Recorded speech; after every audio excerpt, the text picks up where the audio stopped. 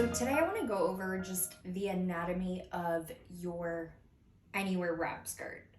There is a long side here and a short side here. Different styles that we can tie with this skirt, we'll use different sides as the placement. Like for example, when you wear it as a long skirt, you can put this long edge around your body and wrap it like you would a sarong.